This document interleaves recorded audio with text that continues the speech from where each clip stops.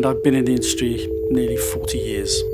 There's a freedom in our job and a creativity that I don't know many people who just get to see so many different things.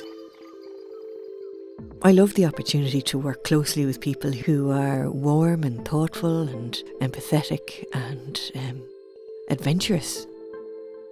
I feel incredibly privileged to be in this world. The fact you get to tell stories, to meet really interesting people, to go to amazing places, but also within that industry, there are certain pressures that can push you to the edge.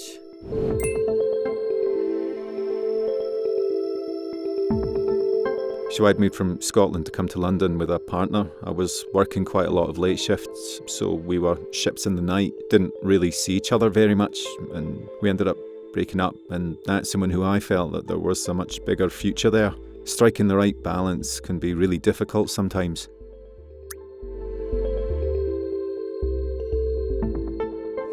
Now I've got young children, I do wonder whether there's a place for me. It affects your mental health because you're not valued. And it's not just women, it's men as well.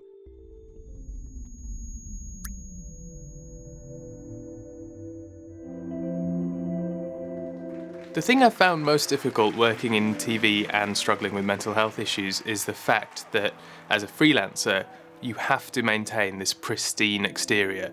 You can't be seen to have anything wrong with you so that, it may affect your employability.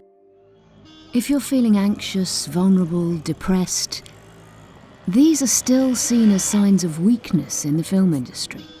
And therefore, when you feel them, it's very, very hard to disclose to anybody what's going on. Film is this really strange thing where we look for moments of vulnerability and emotional openness on screen, but the culture that builds it is absolutely the reverse. I get really, really cross when I hear people say that it's about survival of the fittest, you've got to just be tough, you've got to be resilient. If we want to tell stories that reflect our society, we have to create a space where all different types of people can work.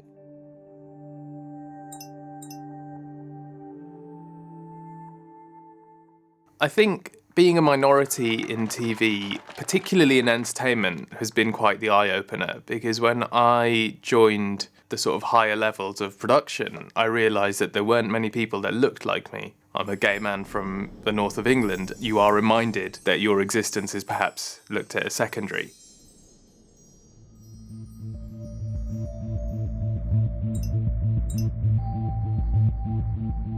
What I found was that over several productions I did, I was being brought in as a producer to open the gates for a Western production. However, when it got to the edit, I was given a lot of the translation work and kept at a distance from the edit. Really, how I felt in a lot of these situations was like a silent scream.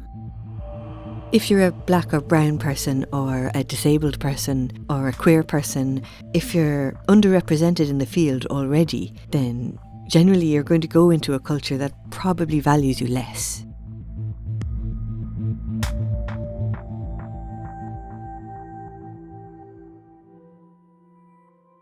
I think some of the biggest influences to me being unwell have been bullying and probably an overworking environment.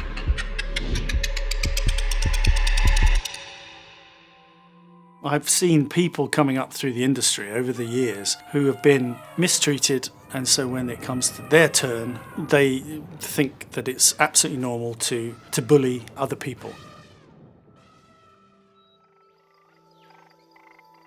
Basically, the office was set up so that the boss was sitting on the first floor with a balcony overlooking everybody else, and the team was sitting around a big table on the ground floor being watched by the boss from above.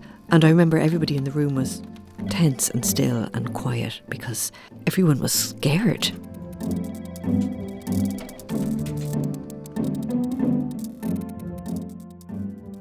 In my 20-year history, there was one project that I was particularly badly bullied on. I felt really, really isolated, and it got to the point, I remember when I was crossing the road to work one morning and I nearly got run over by a car, and at that moment I thought to myself, I'd rather have been run over than go into work.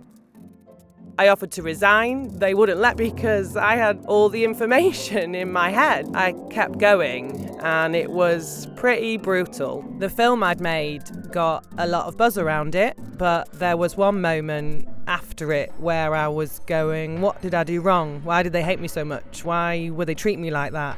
I've never self-harmed, and I took a knife and I was trying to cut my arm. And I've never done that before, and I've never done it since, but I think I was at such a low point because of the bullying. It took me to this place that was really, really dark.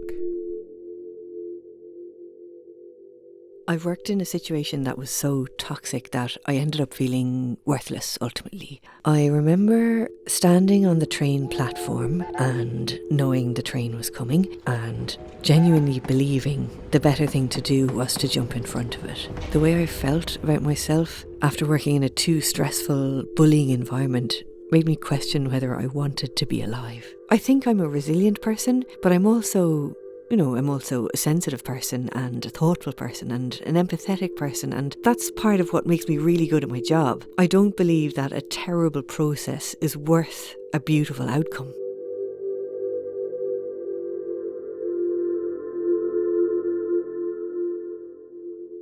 One of the things I realised is that nothing in this industry is forever. We are leaving this behind for a new generation. And we've got to look at ourselves and realise, what are we exactly leaving behind and what state are we leaving it in? I'd like to be part of an industry that can put people's humanity alongside making great content and telling great stories and making money too. I don't think that's too much to ask. I really don't. Having bosses or structures that allow you to talk about if you're feeling stressed or when things are difficult could absolutely transform the industry, because it is a difficult industry and it is creatively tough. I'm not sure if those things are going to go away, but if we acknowledge them and allow people to talk about them more, I think it will be better for all our mental health. What we need here really is a culture change, but from the very top down, because the pressure that's put on everyone gets more and more as it goes down the chain.